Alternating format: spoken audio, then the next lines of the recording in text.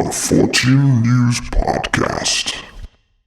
Welcome to the Fortean News Podcast. So, you are a paranormal ufologist enthusiast, I'd say, who then turned that into going out and researching almost ridiculous amount of times every week up on the cliffs.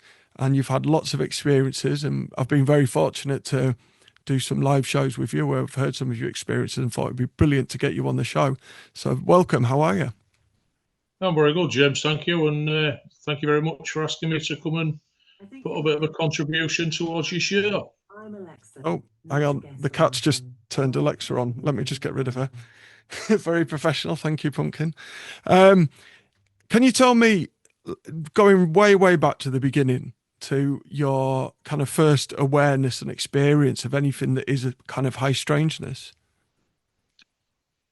I mean, for me, obviously, because you're asking me that question, it goes back to my childhood as nearly as far back as I can remember, from little subtle things.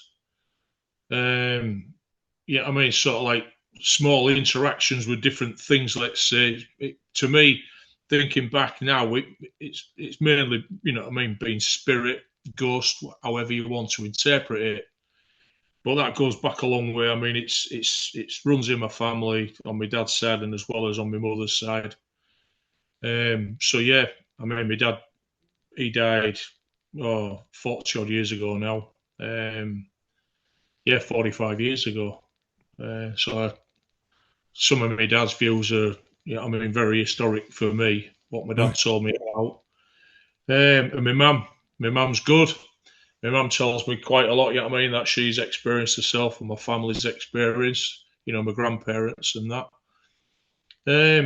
So yeah, it's always been there, and it's just seemed to have, I can't say it's got stronger as I've got older. I'm certainly a lot more aware of it.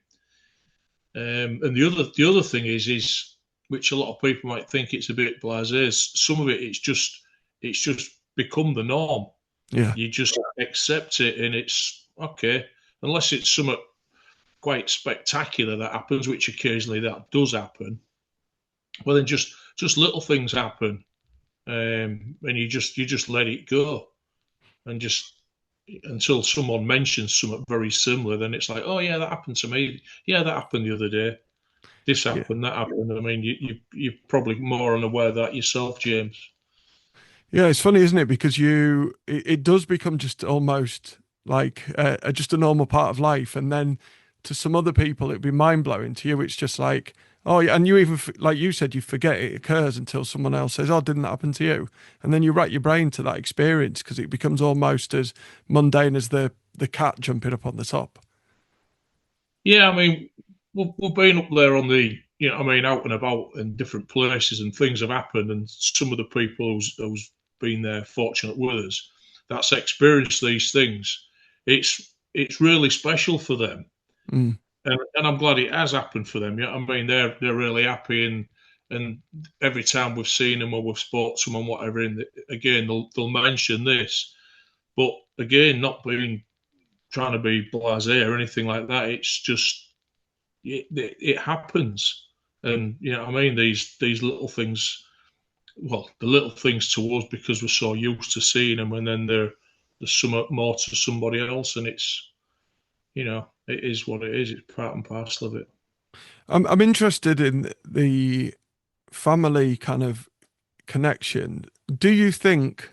I mean, you won't have an answer to this, but just asking your opinion. Do you think that maybe, obviously we have different brains, and some people, when we talk about neurodiversity, we pass that on. Do you think maybe there's a certain part of the brain that's a receptor to this that has been passed on through your family? Or do you think the talking about it has opened your mind up to the possibility of this, which makes it more likely to then occur because there's that acceptance of its ability to exist?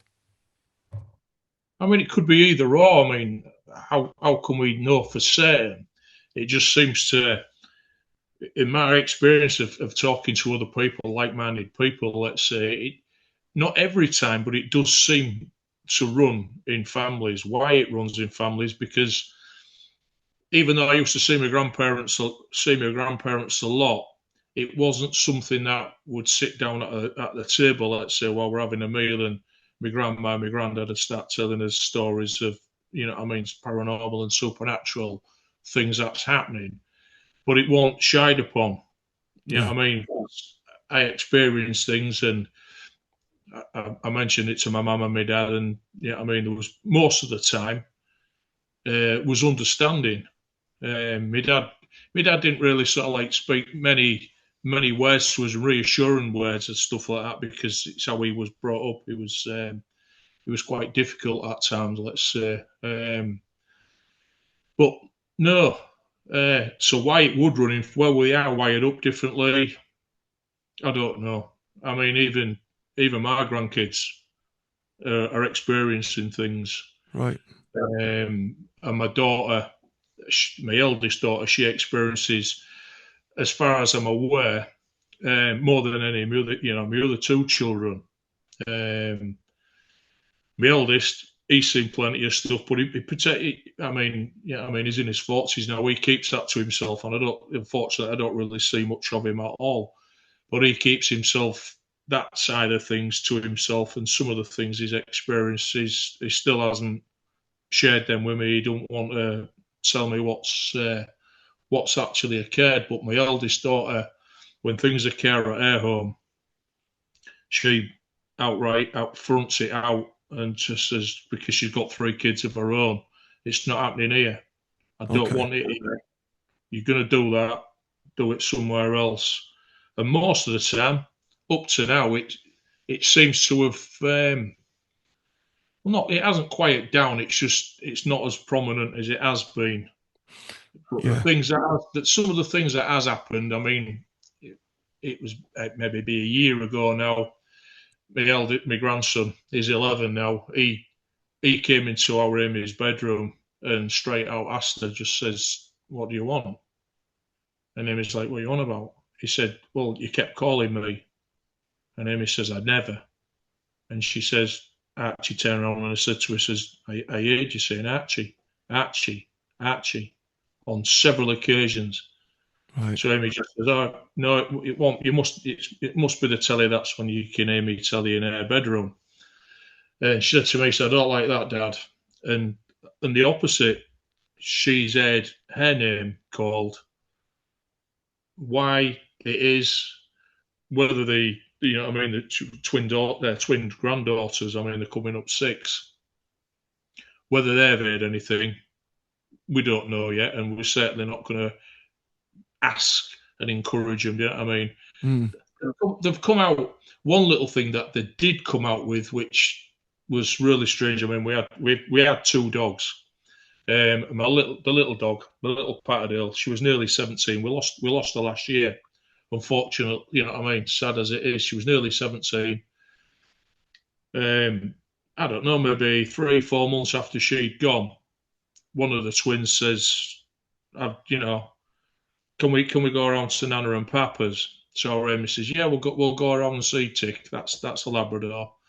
And the girls both saying at the same time, says, "No, I'm Cabby Dog." That was the name of the little Patterdale. And Amy tried to explain, says, "Oh no, Cabby's gone now. She's gone somewhere else." And they went, "No, she hasn't." And they was like, "No, she has." Says, "No, we've seen her." So one of them says, "Yeah, definitely seen her." So she asked the other one, "Yeah." So our Amy told us about it and asked them, and our Violet says, "Yeah, I've seen her there on the settee where the only animal that we had that was allowed on the furniture." Yeah. And then Blossom said, I've seen her go, she goes behind the settee, which she used to do. Yeah.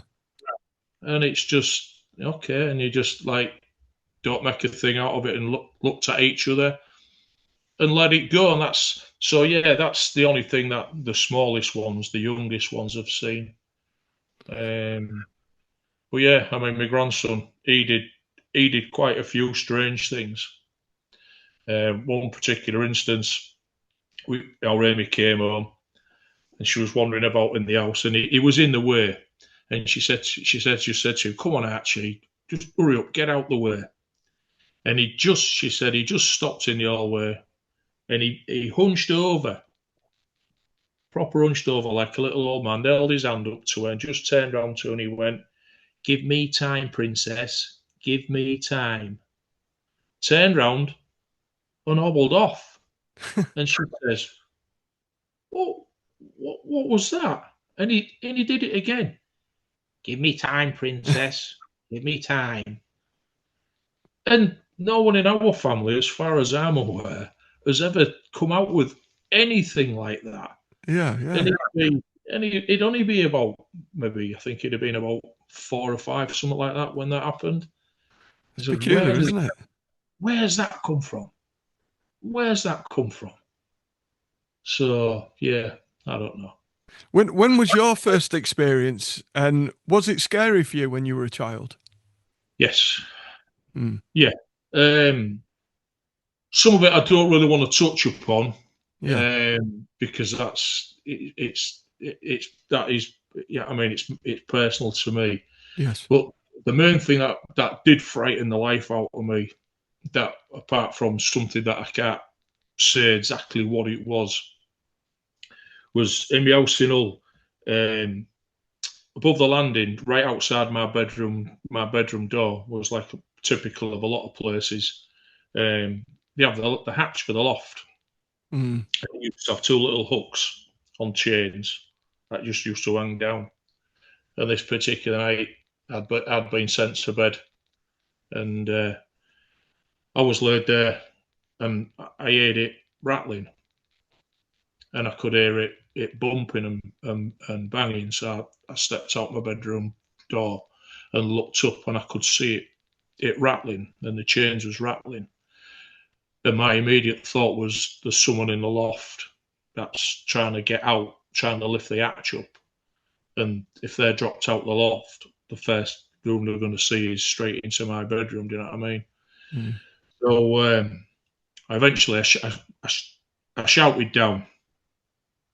But when you're being sent to bed, you're being sent to bed with my dad, and that was it. That was going to be the end of it. So I kept shouting that there was something rattling and something rattling. So my mum actually came up, and my mum stood there, and I was absolutely frightened to death. My mum stood there, and it didn't do it again. But she could obviously see that I was really, yeah, I mean, I wasn't making things up, and I was quite upset, to say the least.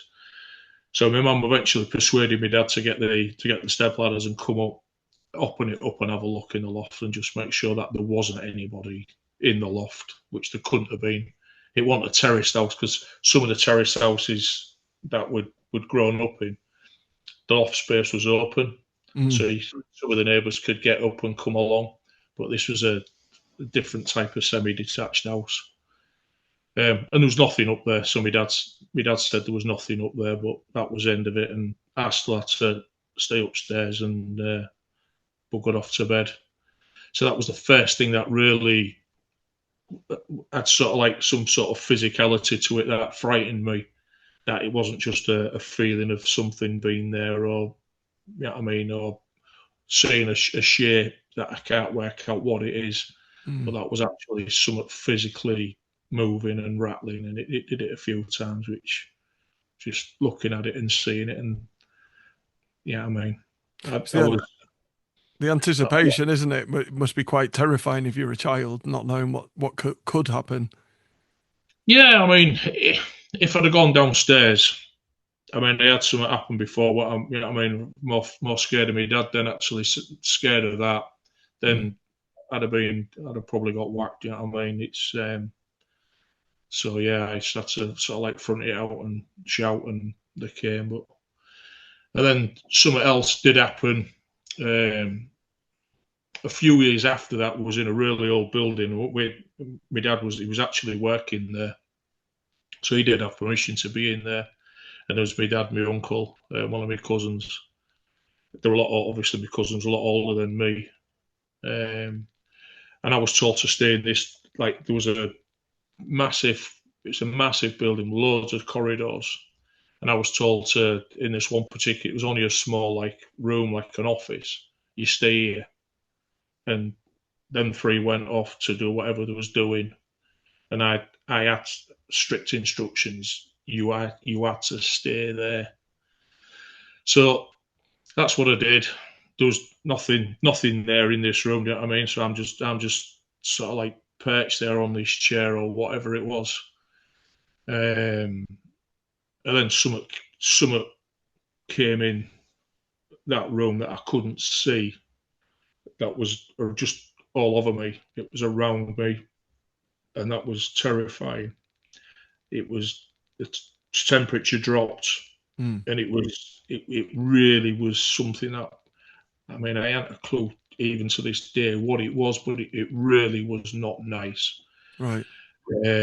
I was absolutely shit myself, but I opened the door and I just stood in the corridor outside of the doorway, and I didn't know where they'd gone. They could have gone anywhere. It's a big place. But I've been told specifically, you stay there. So I just fronted it out type of thing, stood in the corridor, and then I went back in the room where I'd been told, and it came back. Right. And it did it quite a few times. And eventually I could hear voices, and it was, you know what I mean, it was my dad and my uncle coming back. So I just, as they got, you know what I mean, within sight of me, I went up to them, and nothing was said. You know what I mean? Nothing was said. I told you to bloody stay in there, you're staying there, you know what I mean? And then for the consequences, let's say. So yeah, what that was my first proper interaction was something that was, it was pretty negative, was that. Do you think it was designed to make you fear and it was getting something from that, or did it feel like it hated humanity? And if you might know what I mean by that if you've experienced it. I can't really be that specific for that time, because all as I knew, you know what I mean, I wasn't very old, was just that it was horrible. Whatever that was bloody terrifying. Luckily enough, I didn't see anything. It was there. It was at the side of me. It was in front of me. It was behind me. It was like there was something really bad that was in that confined space with me. Yeah. And interesting that it knew you were on your own, and obviously then quite vulnerable and couldn't leave because you were scared to leave. It was almost like, sounds like it could probably sense that and utilize that fear. Maybe so, because if I hadn't been told to stay there, I'd have run. I'd have just gone. Yeah. I'd have just gone.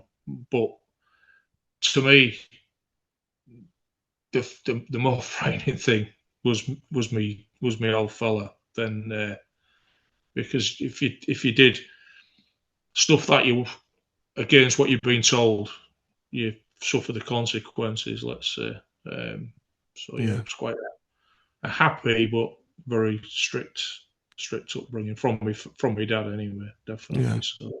It sounds it. And where was the transition from this is something terrifying to this is something actually I want to find out a bit more about? Well, it actually turned out to be that building, right? The same building. After this had occurred, is right across the road from where it was. There was a lorry park, and what finished up happening is on the lorry park, things started going missing on the night time when wagons was parked up on the night time. Right. So the police approached the people who my dad was working for and says, can we stay out here on the top floor, because it was a big building, like 4 floors, 5 floors high, really old building. Can we? It's still there now, but I won't say where it is. But it's in a prominent place, you know. Can we stay on the top floor, do an all nighter, and hopefully catch what's, you know what I mean, people thieving from the wagons and that in the car park. So that was agreed with the owners and all the rest of it. So this is what happened.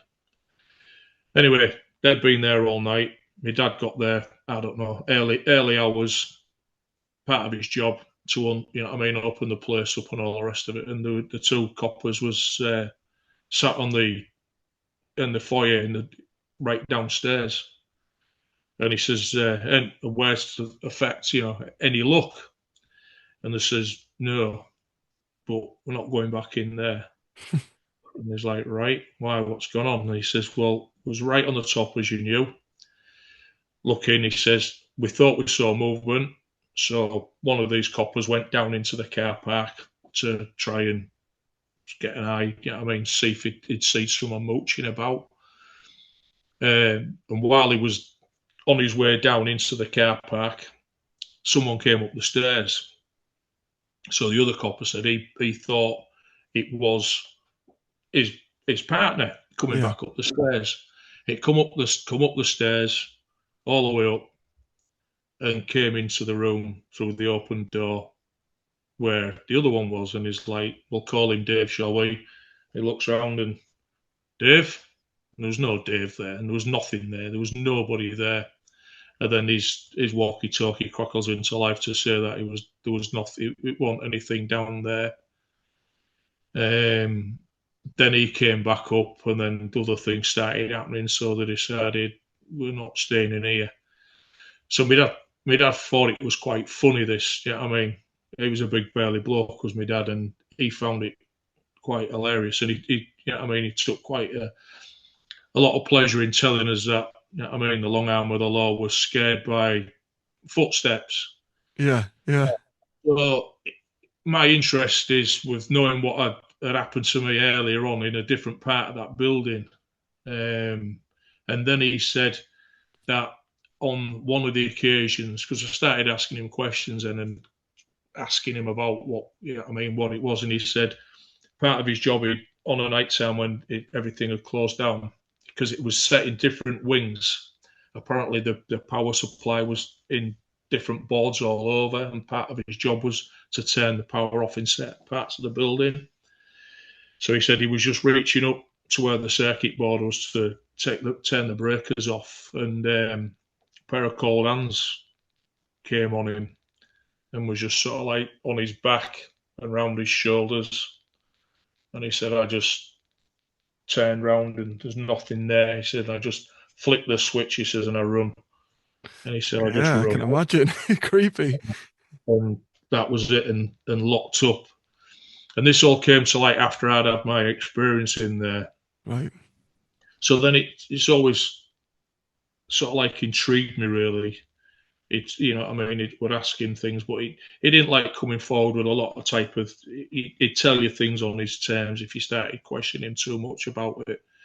He'd be 103 if he was still, he'd be 103 this year if he was still alive. So he'd had a colourful life. He was in the Merchant Navy. He's an engineer. Right. Throughout the war, so he was in the Merchant Navy, and he got sunk 4 times, which he told us about a few occasions, and saw a lot of hardship and all sorts of things.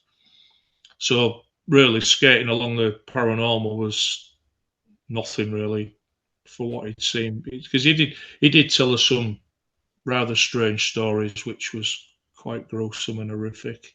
When we were younger, that we used to just think, my brother's 5 years older than me, we used to talk to each other about it and say, that can't have happened. Yeah. That can't have happened. But they saw a lot that generation, didn't they? Oh, definitely. Yeah, definitely. Yeah. It's like my mum, they moved. She was quite a few years younger than my dad. They got bombed out on several occasions and all. It was really badly bombed. Right. And all sorts of things, buildings. My aunties one day, they went to school and 3/4 of the class weren't there. Wow. Because they'd all got bombed the night before and all got lost. So 3/4 of the class weren't there. Well, that's shocking, isn't it? Yeah. That's a lot of lives. Yeah, I think I said, I did mention it to you when I spoke to you the other day. I think that I had quite a few conversations with Paul Sinclair about it. People talking about how people can, if they're aware that someone's died, whether in their mind they generate an image of that person who's died. Whether it's a comfort thing, whether it's because you're dragged down with your emotions or whatever. I don't know, but I know one thing for certain is my great granddad, my grandmother's father. He got washed because we're a seafaring family originally. He got lost overboard, washed overboard off Iceland. Yeah. One winter time, and I think it was the 1920s. I think it was possibly 1924. I think. And what finished up happening there is he'd go to sea for 2-3 weeks at a time, and then they'd come home. They'd only be home for a few days. And this particular night that he'd actually got lost at sea, is my grandma, my mum's mother. He came into a bedroom, and he was just stood there. It wasn't like an apparition. It looked like he was there. And she just thought he'd come back from sea, and he just popped his head in the room, and just to see his kids and whatever before then he'd go get done what he'd done. So that was that day. That night finished, and when she came home, she found out that he'd been lost at sea the night before, because I think it was my mum said it was the Seamen's Mission that used to come round, or someone from the company that they worked for that had came round in official capacity and say we've had a telegram from the ship or whatever it was to say he'd been lost. So she'd seen her dad in her room, not knowing that he'd actually been lost at sea that night.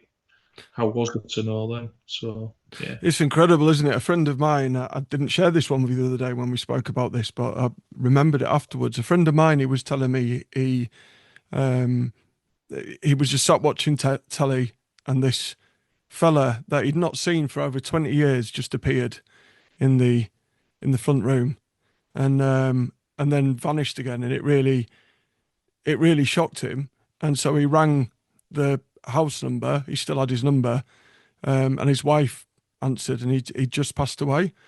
And he said, it's really funny that you're ringing, because he was only speaking about you yesterday. He said, although he haven't seen you for 20 years, he says he'll never forget that favour you did for him. He'd done him, but this guy had forgotten he'd even done it. It was so little, but to this fella that had died, it obviously meant a lot. And it was if he came to say, thank you and goodbye. Huh. But I like stories like that. Yeah, I mean, it's, to me, that sort of like gives you a bit of hope or a bit of comfort that potentially there is something else after this, which I'm a strong believer that there is, and I'd like to think, I'm right, and that there is.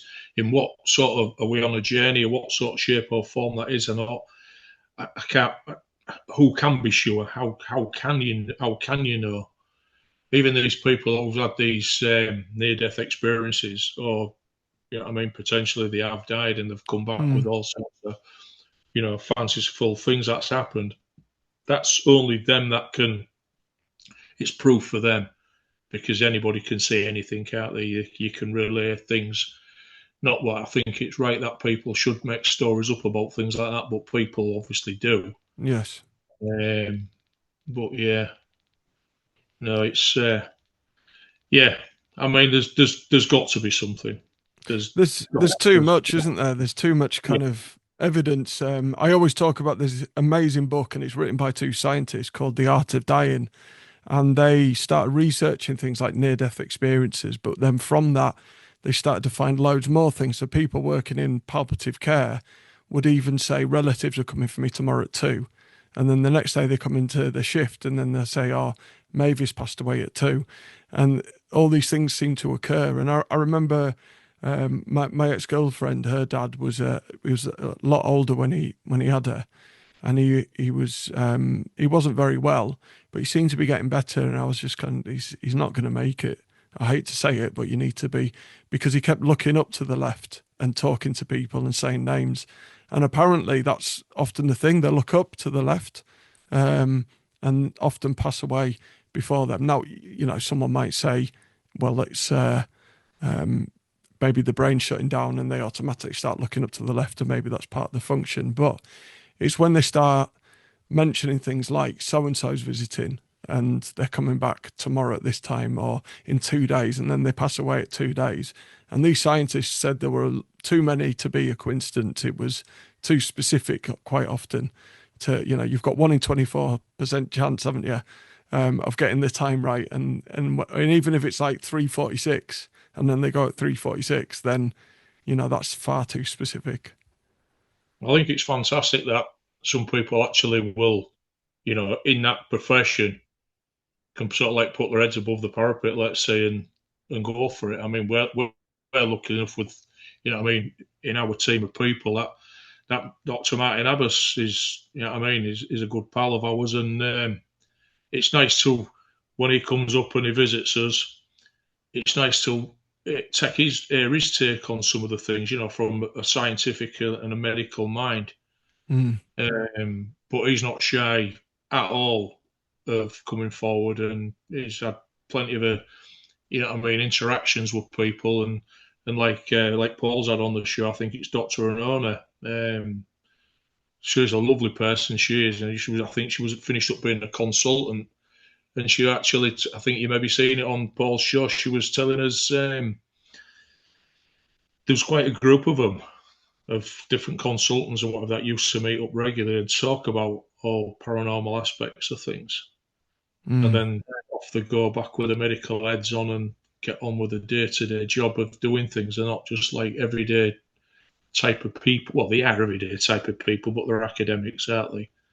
Yes. And Yeah. for me, that like you were saying earlier on, that blows it out the water for these people who, you know, the critics and the cynical, and they just take the mickey and think it's, yeah, fair enough. If someone wants to be that way, then, you know, say it to my face. It's they can say it behind your back, but, you know what I mean, if you've got an answer for it, which most of the time I will have an answer for them, whether it be a sarcastic or bugger off type of answer. I'll let you work that one out yourself. But yeah, no, I'll speak to anybody about it if they want to talk about it, that type of thing. But no, criticism, it's spoiled it really. It's made things, shut things down on it for the ridicule. Yeah, I've just literally just been talking about that on my previous recording about how sometimes there's a dogma around the scientific community that is. I remember one. He won the Nobel Prize, a physicist, and he had something that was unexplained. And I always forget his name, but he said, "I didn't say it was possible. I just said it happened." And it's almost the dogma around the science is so rigid that it's almost unscientific, because for the statistical occurrence of all these things occurring at once in one experience is so infinite that it's probably less than the likelihood that something's an alien or a ghost or something else. You know, when people say, "Oh, you're an idiot, you believe in ghosts and poltergeists and all this," I'm like, billions of people have had these experiences for centuries. There's even slates in Mesopotamia talking about poltergeist experiences. When you're in a room with 20 people and they've all seen something hover in the air and get thrown, that's enough to put someone away for murder. But then you're telling all these people that it didn't happen. It's you know, and most of the time, I'll be honest, as a paranormal investigator, and you'll know yourself, we come up, we're very rigorous in trying to debunk everything, because then you're left with stuff that is completely unexplained. And that's what makes it exciting. We don't just believe everything. Yeah, it's unfortunately there is groups of people that everything and anything it is paranormal, and Yeah. we've been around these people, and you'll come across these people yourself. And to us, it's, well, if you want to be that way, it's like a fun aspect of it. You're trying to make it into something, and is that? Oh yeah, it is. Oh yeah, and next thing you know, they're all believing it, and you think, I mean, we've seen quite a lot of footage, and these particular people are going on about this. This is definitely this, and you look and you've seen the video, and we've straight away you know what it is, and it's not what they're saying it is. Yeah. But again, it's how you want to be. I mean, the conversations we have, and it's, I mean, what the bloody hell's that? And you're looking, and could it be this? Could it be that? I don't think it is. I think it's that. And then we're like, you're right, it is that, and it's something that looks a bit strange, but then it's we debunk it. I mean, one particular night, it wasn't that long after that sighting of the shadow person at Speeton. It was the first time in quite a while that actually on the way down into where I was researching, felt quite edgy, and it did feel very, quite edgy. And it was only me and Paul, and then this screeching noise just came out of the darkness, and we both just stopped. And we're like, listen. I'm like, what the hell's that? And then we're just listening, and it did it again. I'm like, no, what's that? I said, I don't know. And then it did it again, but then it changed pitch, and then you could hear what it was. We're pretty sure what it was is a train that was coming from Scarborough at the back. The sound was reverberating. I think he'd maybe braking a little bit too heavy into one of the bends, and it was the braking noise that had just echoed across the fields, but for them couple of times it sounded like someone hinged, ungodly screaming noise. And I just says, thank you for that, because I was about to I think we better go. I mean, seeing that shadow thing all the week up here, and then this screeching, it's just like, oh no. But anyway, it was, so it was nothing, but we could have made frightened the hell out of us, and you see it in some people's faces. Yeah. They'll, what's that? It's all right. Yeah, but it's moving. It's an aeroplane. Yeah. You can't hear it. Well, you're not. Why? Because it's at 36,000 feet. Wait till it gets closer, and then eventually you'll hear it. And they're ready to, chuck everything at it and taking pictures and, and bless them. Then they're like, oh, yeah, all right, I can see it now. Yeah. And then Jack will look on his app and say, yeah, it's a 737 going from Amsterdam to Newcastle. Yeah, we have the same with poltergeist hunting, where there'll be that's a definite scream. You're like, it's an owl. It's not. It's an owl. I've got a great video though where I was going on an investigation, and we were going to this place in the middle of nowhere that these stories are. And I had my friend with me, and who does investigations as well, but she's originally from out of town, but she's moved here. And as we're approaching this field where it is, there's these lights, maybe 30 feet off the ground, and it's just lit up, and these flashing lights and this really crazy humming sound. And she's hitting me going, you've set me up. What is it? It can't be a UFO and all this. And we're like, well, I don't know what it is. This isn't a setup. What is that? And it looked like a UFO, and then it turned, and it was a helicopter doing a rescue on the cliff top. But it was just the side, because the lights were so lit up, you couldn't see what was behind it. But yeah, it shows how easy some of this stuff is sometimes, interpreted wrongly. How did you start going out on the cliffs? Because you are there a lot, aren't you? When did you first get involved in that, and how often do you go? We go as often, 3-4 times, sometimes more. A week? Oh yeah, and sometimes even more. I mean, if they've been doing a few months back now, or quite a while, but there's doing a lot of filming for the documentary that Paul and Chris Turner's doing. So there's quite a lot. And then it's depending as well if people from out of town that are friends of ours now that come quite a long way. I mean, Martin comes up from London, Carl and Sarah from Coventry. But a chap comes down from Penneck, right up in Scotland. I can't remember the name of the place now. It was around Bannockburn, round up that way, around Alloa, that area. He comes down, and if they're down there for the weekend, same like Eddie and Jenny, they come up from Swinton. and they're staying up here. Then you know what I mean. We make the effort to stay out with them. Yeah. And again, and if something's happening, then we'll stay later and we'll stay longer.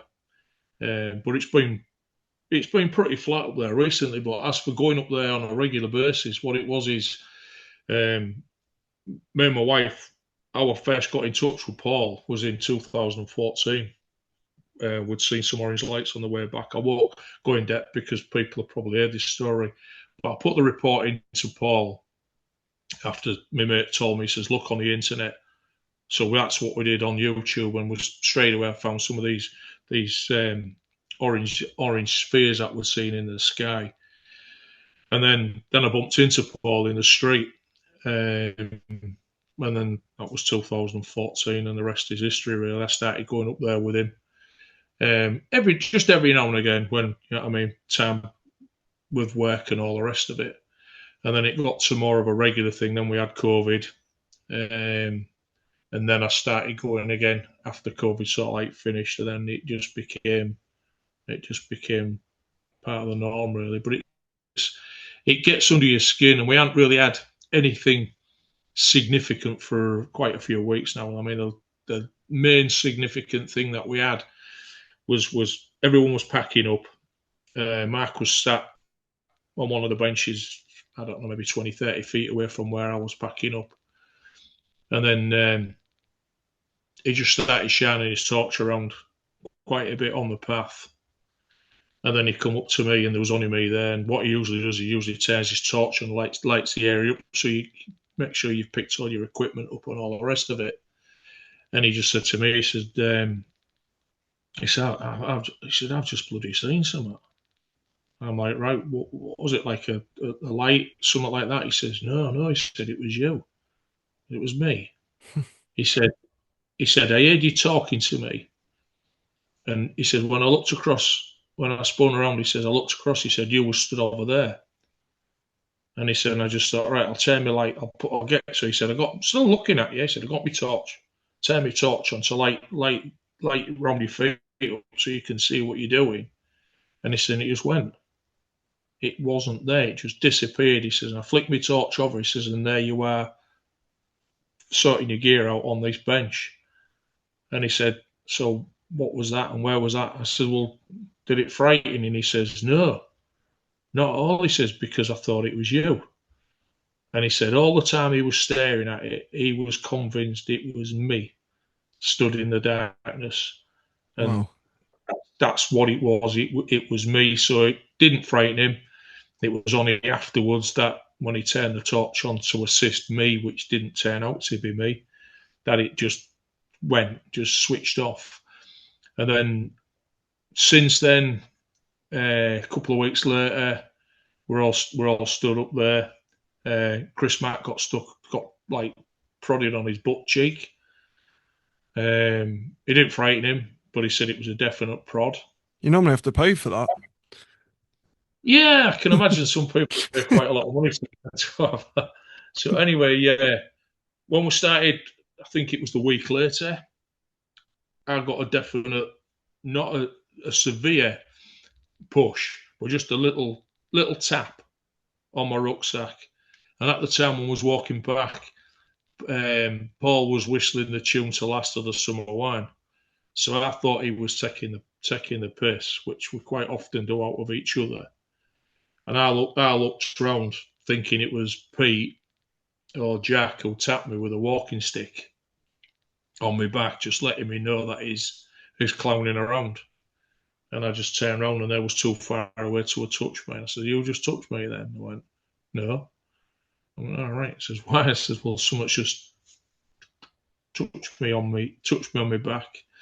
And then last week, it was Wednesday, Paul shouted, and there was a really bright light in the sky, high up, and it just slowly faded away to nothing.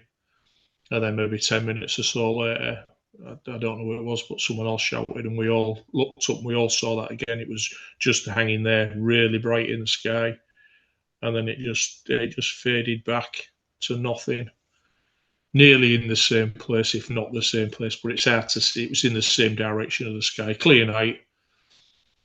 What that was, man-made, potentially, I don't know. It didn't, it didn't move about or come up close to us or anything like that. So I don't know. What are the? Sorry, go ahead, Ian. I was just going to say, but yeah, it's been very quiet. It's been very quiet. What are the things that you've seen out there that really like have made you question everything that you kind of know in terms of like these things that are going in and out the seas, and that's why you're there, isn't it? Mainly it's these, well, UFOs, UAPs, whatever you want to call them. But then there seems to be, like the things you've just said, this paranormal kind of activity around it. And why is that area? And I'm asking you a lot of questions at once. Why do you think that area has so much of it? Why that area has so much activity, I haven't a clue. I just know it's happening. But there's multi layers of it. There's got to be. I mean, my own personal thoughts from the spirit point of view is there's multiples from really early things to reasonably recent things. That's what I'm picking up myself. Yes. As like spirit wise, then there's things up there that I totally don't understand. I just some of the things that's been happening are proper negative. There's some quite negative things up there.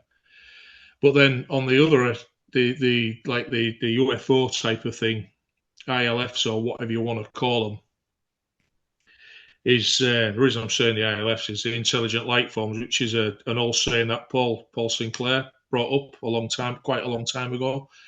The intelligent light forms, which there is an intelligence to some of these light forms. There has to be the way the move on. We've had certain, which I'll pass on to in a minute, interactions with them. But some of the things that we've actually seen and filmed, and we've actually got evidence of it. Yes. The best one for me was the sphere that I picked up, that I filmed in thermal on side of the hillside. It's incredible. I mean, I know it's me that's saying that, and I've spoke to lots of different people who've got far deeper and far better knowledge of these things than I have, and some people that are on the international platforms that have seen bits of this footage that I've managed to film as part of the Truth Proof investigation team. Yes, it's absolutely, it's undeniable, and it's there. You couldn't see it with your naked eye.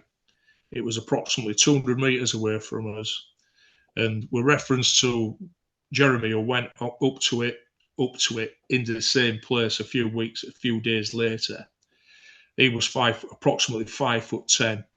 So this thing was off the ground, slightly off the ground, and approximately between 5 and 6 foot in diameter. So we used Jeremy as a reference point to film him what he looked like in thermal and this thing. So it's just round objects, counter-rotating, going clockwise at high speed. And the colour palettes, it was changing all the time. So I don't know whether you have much to do with thermal cameras, but if you look at something that's one temperature, it shows you in that one colour. This was fluctuating. The temperatures in it was fluctuating all the time. I think it was filmed in 30 frames per second. And when you stop it and slow it down, every frame is different. I mean, some of them it's got red heat all the way around it with like a cross, and then white balls, 4 white balls in between it. Then there's 2 white balls, then there's 3. And it's evolving, it's changing, it's rotating all the time. I mean, there's over 6 minutes of footage of that. I'd only just got that thermal camera that it came that afternoon, that morning. So I used it in the afternoon, in the daytime, and that was the first time I'd taken it out on the night time. And then I'd seen it on the hill, and I didn't start recording it because I'd seen people and bats and other things flying around, and I was more interested in that, and I wasn't quite sure what I was looking at because it was all brand new to me. And unfortunately for me, I turned back to my right-hand side to see Jeremy and Paul walking back up. And when I turned back, it had gone. So I can't say where it went, how it appeared. But then, very similar thing, we've got plenty of work to do with this, as me and Paul, is one particular night, it was last year, it was absolutely freezing. We was up there, and I was just stood there, scared. Everyone was just talking, and I'm just scanning around with thermal. And I picked up an orb over the sea, it maybe 3/4 of a mile out to sea, just moving slowly.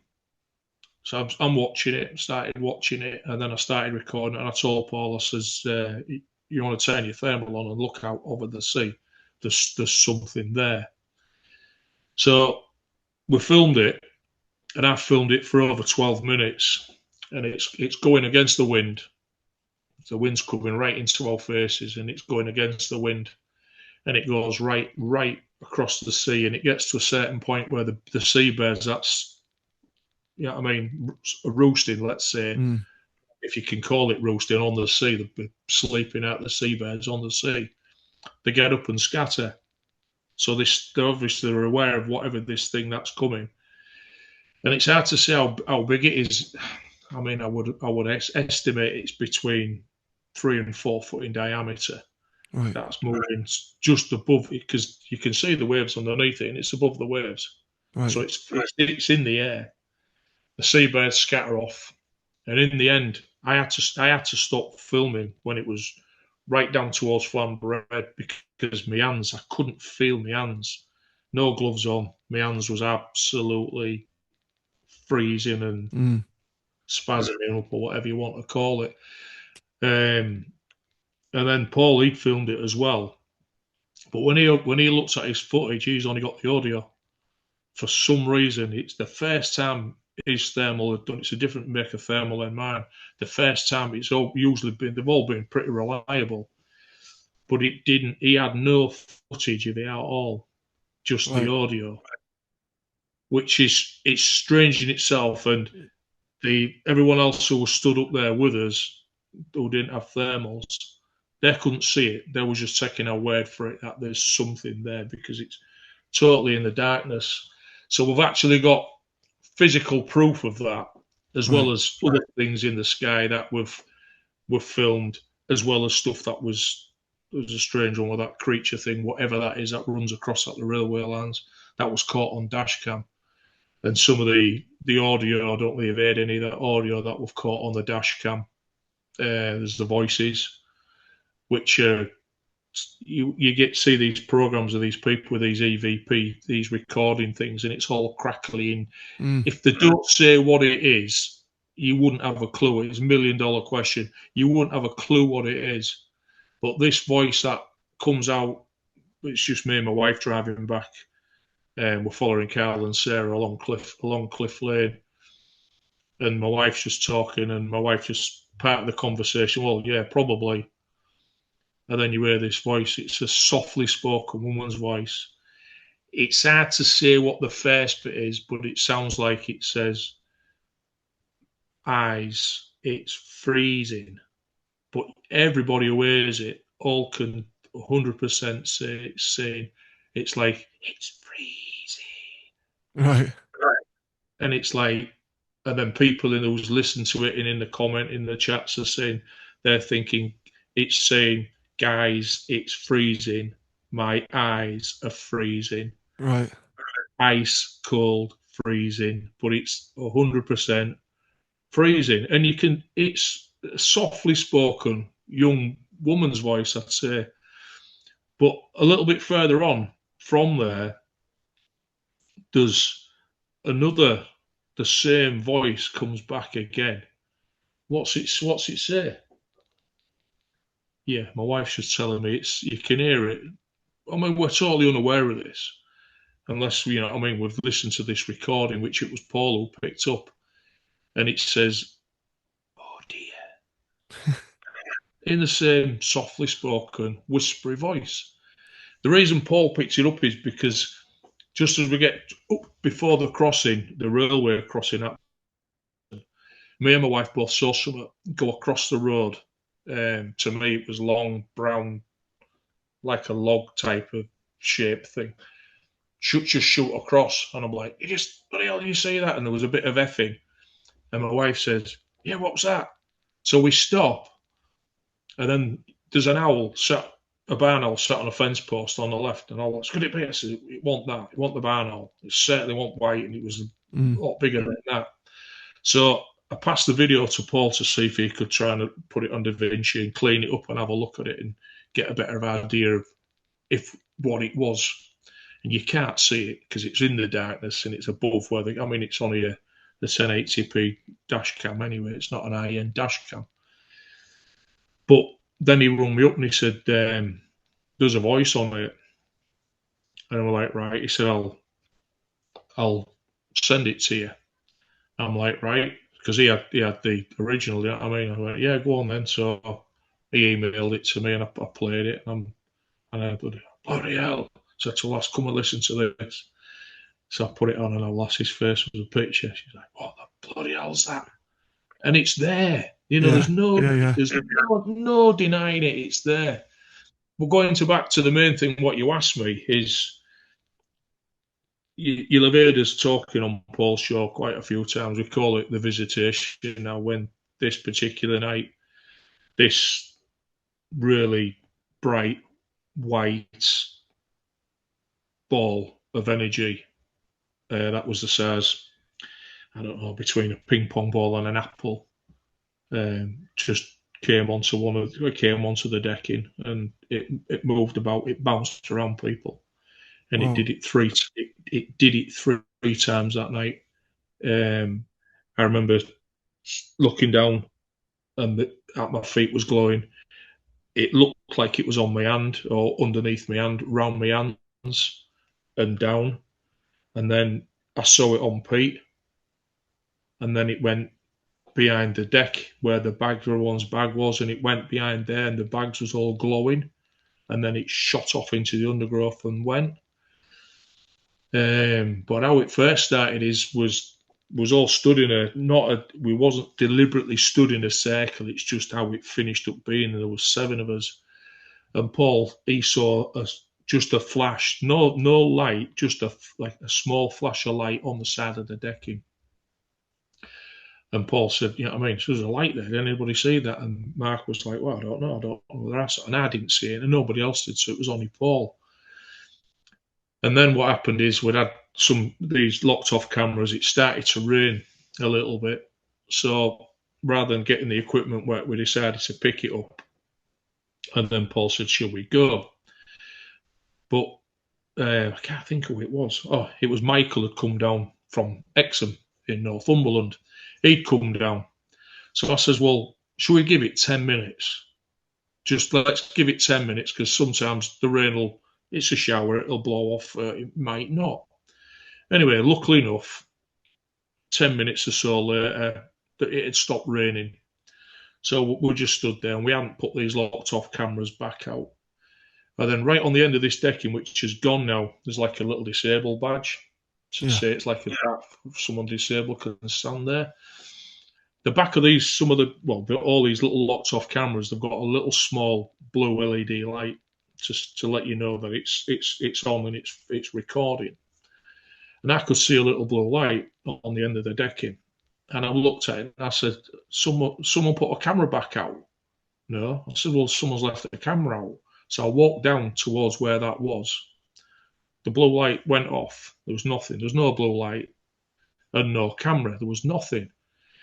And I'm like, well, that was odd, because there was definitely blue light there. A tiny little blue light.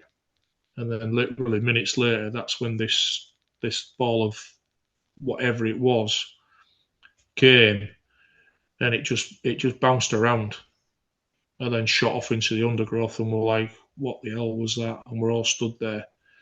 So Paul turned his psionics on, and I think he left his psionics running for about 13 minutes while we're all discussing it and hoping it's going to come again. And then he turned it off, and within not a lot of time after he turned this camera off, it came back again. And this time it shot along, and it hit Chris Mack right in the stomach. Right. And it just seemed to go boom straight on Chris. This is what Paul saw from how we saw this. I didn't see it hit Chris, but Paul did. Chris was slightly to my left. But I saw it shoot across and go on Pete, who was bending over getting some out of his bag, and it was on the back of his hand. Right. His left hand, sort of like as he's reaching over, it was on his hand. And then it went.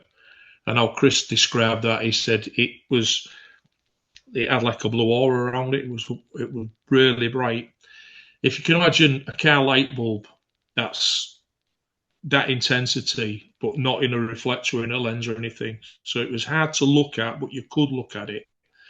But instead of like a massive amount of light all over, the light was very local. It was very bright, but very localized to this small sphere, golf ball size, whatever it was thing.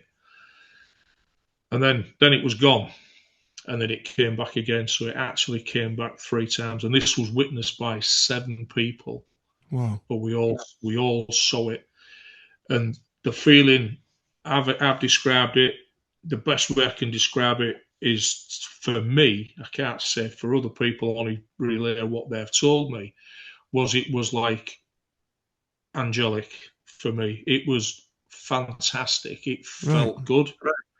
It really did feel positive and good, and could see it again in that form. Absolutely fantastic. It'd be brilliant. But then on the opposite side to that, the week later, we all sat there on this bench, set of benches. We're all talking about it. And I think Martin was here. Martin Abbas had come up from London. So we're all in this sort of like meditating, let's say, trying to be quiet, and hopefully it's going to come. And you could feel an atmosphere. There was 100%, you could feel an atmosphere building. And it felt really like there was something going to happen. Mm. And afterwards, we all spoke about this, and everybody felt the same. And then out the darkness, we could see 2 people start coming out the darkness. And they come closer and closer and closer. And some of the locked off cameras was fastened on the fences or separately on the tripods. And because they have this small little blue light on, these people went straight up to the cameras. They was totally unaware we was there. Right. Because we're just there in the black. So Jack shouted over to them, "Watch out for the cameras, please, lads." And the atmosphere just stopped. Just like that. Just went. Gone. Yeah. Just gone. And then, I can't remember how long ago, it was this year, maybe February time. We stood in a slightly different place. There's me, Mark, Pete and Paul. And I'm leaning against the railing. And Mark's leaning against the railing. And I'm just talking to Mark, and he's got his back to the cliff edge. And I caught some out the corner of my eye where the cliff edge drops away, and then it's down on the grass banked area. It's like 45 degrees. There was an intense bright light that was just there on the cliff edge. So out the corner of my eye, and I looked straight at it for a couple of seconds, and it was just there. And it was very, if not the same thing as what we'd seen up on that decking that night. Really bright. And I just shouted, whatever it was, I shouted, you know what I mean? Hell, here we go, or whatever it was. And as soon as I out my God and shouted, it went out. Right. But I got fear from that. It came back, and it scared me. That scared me. I don't know. I can't. I've tried to explain it to myself, and I can't really get a proper grasp on it, but it was like it got me twice. And the reason I'm saying it got me twice, if you can imagine, you stood there in the dark and one of the people who's up there, one of your pals, makes you jump. And it's like, and you look round, but they're not there. Yeah. So something made me jump. Okay. And then the reality of what made me jump, what wasn't isn't there, couldn't be there. So that's the only way I can explain it is I've seen lots and lots and lots of things, but I can't think of anything that made me feel sort of like get me twice. Yeah. Shock. It was like it was the shock of seeing it, which made me jump. And then the reality of seeing it scared me. I don't know, but I get the feeling I wasn't supposed to see it that time. Right.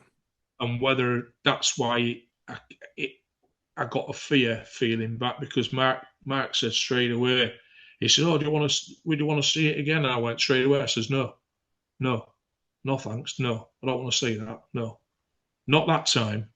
Well, the other time, yes, please, because it was, yeah, why, you know what I mean? And that would only be, I don't know, maybe 30, 40 feet away from me. But yeah, it was only me that saw it that time. I wonder if it could manipulate the serotonin in your brain. So it's there and it's making your brain release this really good feeling. Yeah, maybe. I mean, Pete found it quite amusing, really. Did Pete? I mean, he's great as Pete, and he says, I bet he said this is how he said it, and I won't swear, but this is how he said it. Pete said it'll be going, yes, we got the B. Yeah. Because not a lot seems to bug me, but that did startle me. I have been startled up there quite a few times, so it's, you know what I mean. And I know what you mean. I said to Paul actually about when we went to Old Man's Mouth. I do a lot of investigations on my own, and I go out in the wilderness on my own, and not much scares me. You know, I went in 30 East Drive on my own, which is meant to be the most violent poltergeist in the world. But one night I got to Old Man's Mouth and I just got out of the car and I just went, yeah, not tonight. And it was like, you know, the feeling when you were a kid and you stood outside the headmaster's office and you know you're going to get your head blown off and you stood waiting. It was like that the second I got out of the car. And I was like, I'm not meant to be here tonight, and just left. So you went with your gut instincts and left? Yeah, I was just like, yeah, I'm not, if I'm not meant to be here, I'm going. I'm not going to take this on. I say that to people. If it's not right, you're not happy with it, you go with your gut. Yeah. Go with your gut. I mean, we've had people that's turned up there, that's come up with all sorts of things, and we've just said, yeah, I mean, I think it's not for you. This isn't for you, and take a step back from this and these thoughts that's coming into your head and whatever.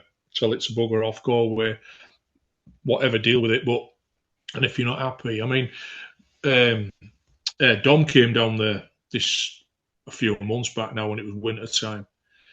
Unfortunately for him, he'd got there half an hour earlier than we was going to be turning up.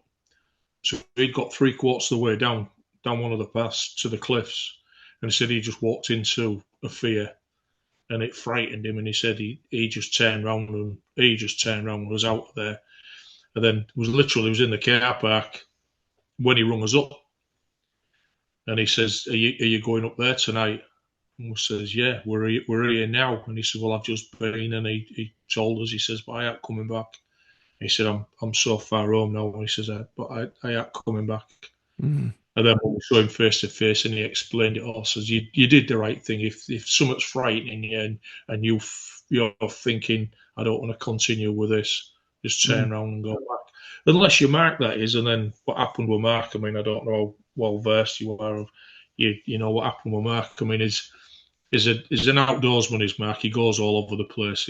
He'll literally take a bivy bag with him, a bit of a blanket, and camp out in the proper wild camp in the middle, anywhere, England, Wales, Scotland, anywhere. So he was up there one night, right as rain, starts walking up this track, and he said he just walked into a blanket of fear that had just immersed him in fear. And he said he turned his torch on, he was shining his torch around, looking around all over, expecting for somebody to be there that was gonna get him, gonna jump out on him and get him. So he couldn't work it out, carried on going, and it got worse and worse and worse and worse and worse. He said there's nothing there, but it was like something was there potentially, gonna do some, something not very nice. But he pushed on. He just carried on going, and he said the further up this track, the worse it got. And he said, gone. He said it just went, gone. And he said that was it. So he did what he had to do, and then I think possibly the next night, certainly with the next few days of it, is repeated that same journey time and time and time again, trying to get it to replicate so he can get is ready for it, get some understanding from it, what it was. And it's never done it since. It's never done it since. What that was, don't know. But then he kept that to himself because he'd been going up there for quite a bit. It just every 2 or 3 weeks, he'd just literally turn up out the darkness. He'd just turn up and he'd have his little dog with him and he'd talk to us, and then he'd, all right then, and off he'd go. And then he got more and more and more regular, where he's up there nearly all the time with us. Most of the time, anyway. Real good guy is Mark. He's a nice fella is Mark. But then he heard me talking about a fear that I'd experienced up there. And then he heard Paul talking about a fear he'd experienced up there. And then he's like, all right. He said he felt quite more comfortable in talking about experience, knowing that he wanted a freak, let's say, something had just happened to him, and he'll keep that to himself. But he didn't. So he told us his story, and sorry, I was just going to say, it just blends into many of, the incidents and things that's happened up there. It is what it is. I was up at Broxer Forest and in the night, and I went and meditated for a bit and see if it stirred anything up, which it did. And as I say, there's some brilliant footage somewhere of we're doing an investigation, and there's 5 lads, and one of them's a bouncer and a boxer, so tough guys. And there's this woman. We're in the middle of nowhere, and this woman starts singing, and there's no one there that you can see, and the lads go, run, and they all run, and I go, yeah, and I run towards it, and they're all running the other way, and it's but that's what I'm like. So I'm not trying to make myself look big. I'm trying to say this fear is real. And I went to Broxer Forest and I'm meditating, and I felt like prey. And I'm 6'2", in between 6'2", 6'3", big lad. I've worked on doors and everything. I don't often get intimidated. I was terrified. I felt like I was about to be eaten. And then immediately there was what sounded like gunshots.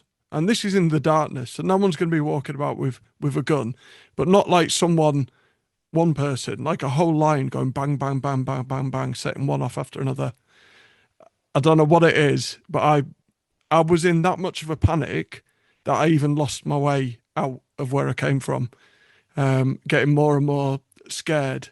It wasn't someone with a gun. There's not going to be a group of people just firing guns randomly in Broxer Forest in pitch black. There shouldn't be really. It's potentially that you've run towards it and that hasn't worked. So as it projected some other sound to try and bug you off, and you still come in. So it's like, what we're going to do now? Yeah, it was. We're living and breathing things where people, they're all mouth, and then someone faces up to it, and all of a sudden it's gone.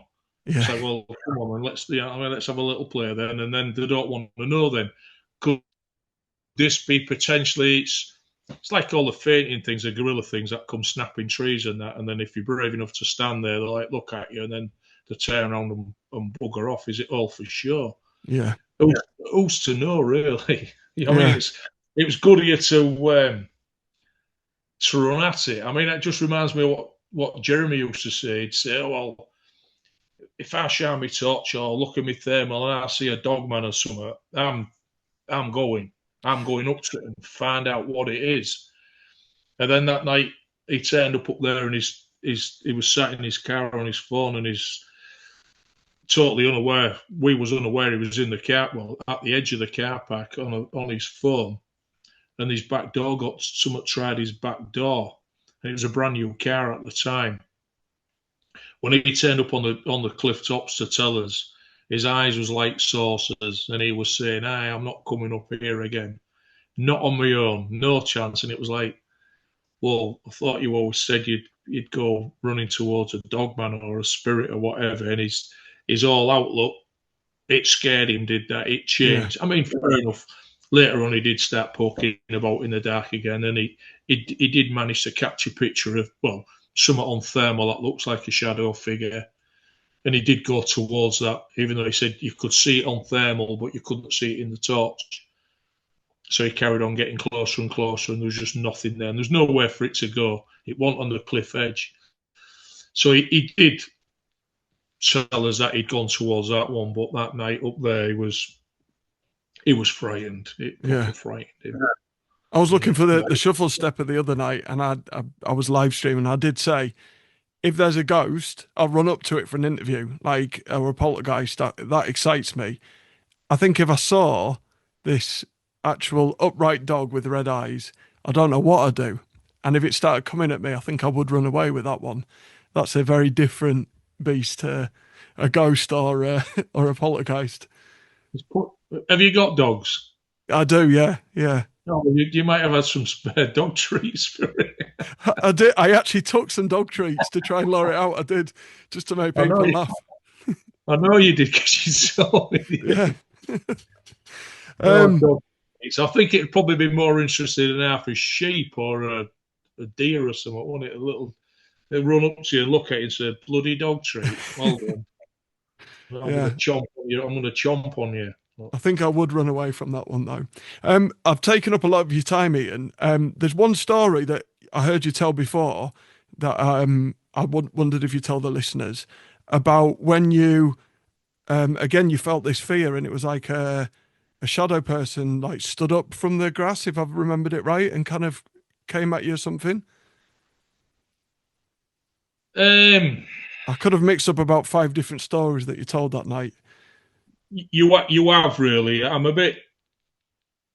I don't know the best angle to, if it's the one I think you're on about, the Black Massa, yeah. Yes.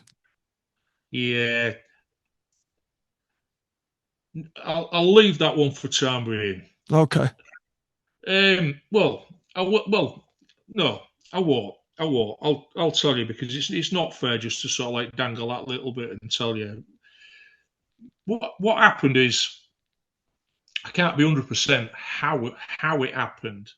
There was 2 people that was up there, and one of them was a woman, let's say, and she started coming out with all sorts of things. And to me, whether it was being disrespectful deliberately, which I don't think it was, and I really hope it wasn't. Yeah. But the way she was talking, it was coming across to me. It got to be to the stage. It wasn't just me that noticed this. It was other people that was up there, that regular people that's up there as regular, with a team of people, where she was quite a bit of a know-it-all, but very being like dissing it, let's say, disrespectful. There's nothing here. If there was something here, I would know, because I have this feeling, and I can do this, and I can do that, and everything. And she was coming, and so she was getting more and more annoying. And then we kept getting this smell, and it was a strange smell. It was like dried flowers type of smell, and it kept coming. I could smell it, Jack could smell it, and she could smell it. And I don't think, I might be wrong here, but not many people could smell it. You'd be stood there and it was really strong, and the person stood next to you couldn't smell it. But Jack, 3 feet away, Jack could smell it. And then I got, whether it's rightly or wrongly, let's say, in my mind's eye, I was portrayed like I don't know what they're called. You'll have seen them. It's like a little Hessian sack, but only small, like a little pouch that people used to put scented stuff in and wrap the puree or whatever. They'd have it on the belt or around the neck. And this is what I was getting. It was something that was, you know what I mean, done a long time ago before deodorants. This is what I was getting. And I knew it was for this woman. So I said to her, I said, this is for you, is this? I didn't really want to interact with her. But I said to her, I said, this is for you, is this? And she says, no, it ain't. I says, well, whatever. I says, but that's what I'm being told. This is for you, is this? Someone's trying to pass on something. And she says, well, it isn't, because I'd know what that smell is, and I'd know that smell is. I says, well, there you go then. Yeah. It is for you. And she says, no, because I know all sorts of smells, because I make my own perfume and I've got a really good nose for all this lot. So to me, it was even more. It was validation, yeah. It was for her. So I said, well, it is for you. It is for you. She wouldn't have it. She wouldn't have it at all. And I just thought, well, and Jack agreed with me. Jack says, he said, I'm pretty sure you're right. So I thought, right, okay then, whatever. Anyway, as the night went on, more and more annoying. Everyone decided it was time to pack up. So off we went, and I finished up right at the end. And this woman and her husband was behind us, walking along behind us. And I heard her giggling and whispering. And me being me, I mean, you know what I mean, I ain't bothered if I upset people, but because I didn't know what the relationship was with this couple, because they knew Paul in some way, shape, or form. So I didn't want to upset someone who was a friend, friends with Paul. And I just wanted to turn around and say, look, if you've got something to say, bloody say it. But I didn't. I kept my gob shut. And this went on till we went up the path. And we got right at the end of this track, maybe 30 feet away from where we was going to the end.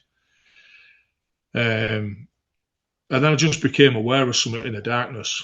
I just knew there was something there that maybe, I don't know, maybe 30, 40 feet away from us.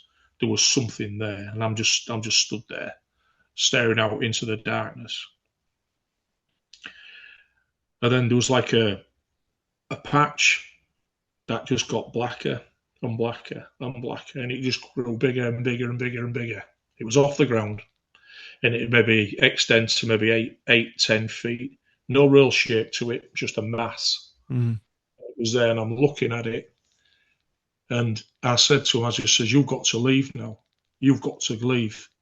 And the bloke shouts out, he said, I've just seen a black thing. I says, I know. And it was, someone was telling me that it was for them. Yeah. They had to leave. So I says, I know. I says, you leave. You've got to leave. And they both like stood to attention like little soldiers and scurried off. And it just went, oof, it shot across. I mean, I've jumped about a bit here, but it shot across from the left to the right-hand side. But it was like it had been sucked into, it sort of like it went into a funnel shape, like someone had sucked it in.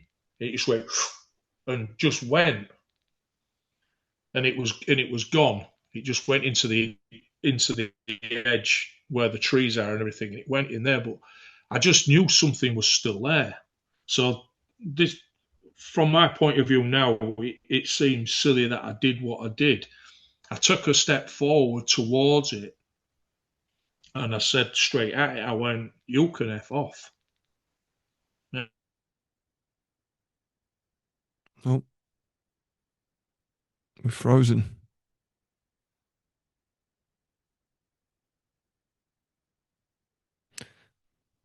That was a strange time to freeze. I don't know if Ian can still hear me. I don't know what's happened. But yeah, so listeners, basically what's happened is, and those that are watching the channel, the entire thing's just completely paused. I don't know if we can get Ian back. No. That is uncanny, just where it paused. Is he coming back? The screen's gone. Can you hear me, Ian?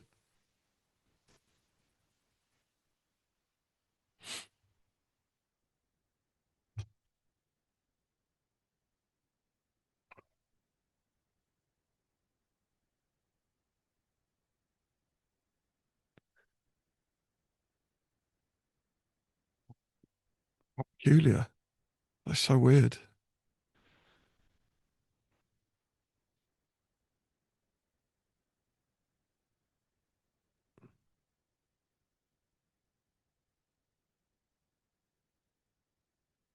We'll just leave it a couple of minutes and see if Ian comes back.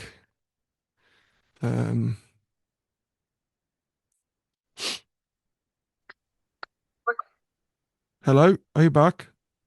Can you hear me now? I can hear you now. Yeah, I don't. It literally went, "You can F off," and then it just froze.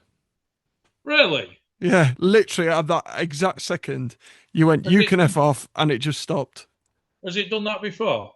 No, never, never, never. I don't know. Can you see me? I can't see you. No, it's just your name. Hang on a minute. There we are. Yeah, that was surreal. It just went, "You can F off," and then it froze like that with your finger, and it just stopped.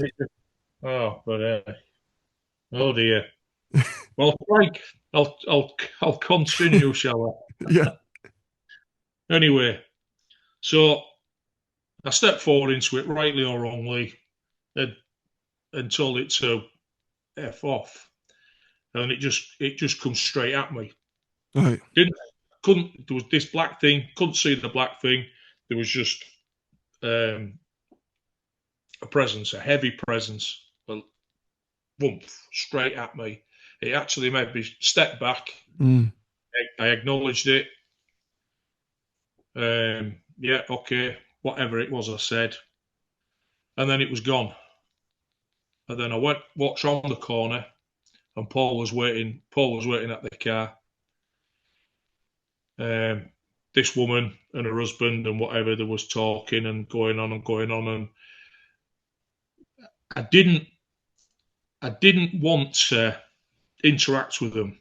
There was something telling me they don't deserve it. They don't deserve it. Mm. So I just didn't want to speak to them.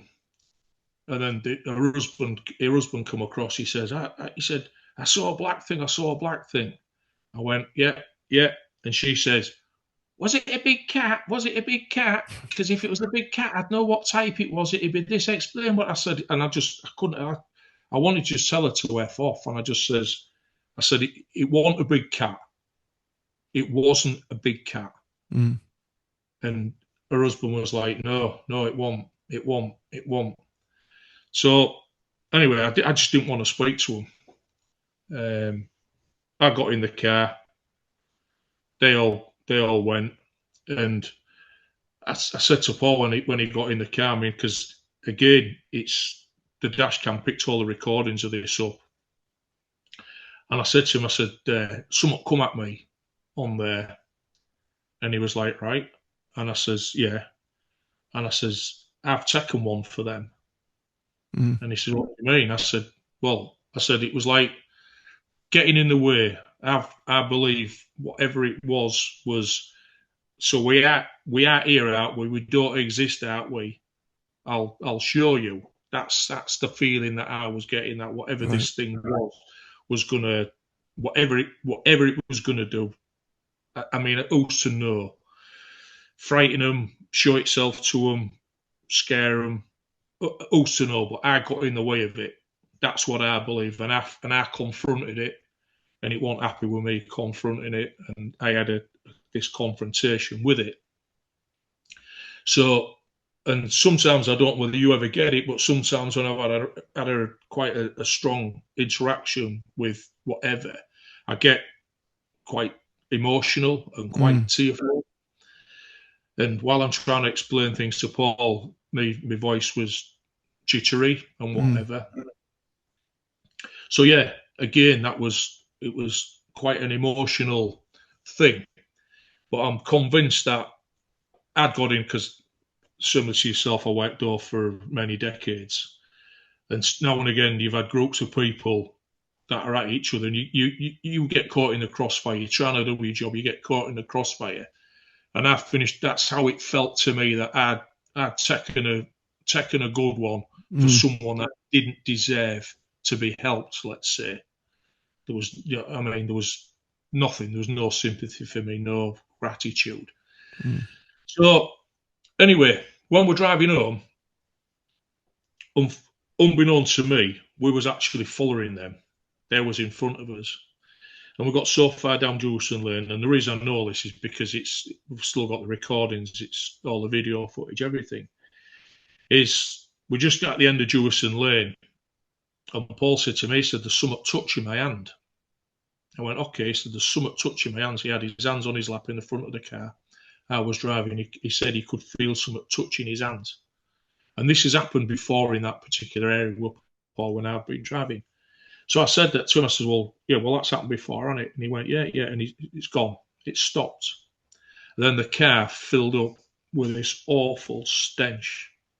Absolute.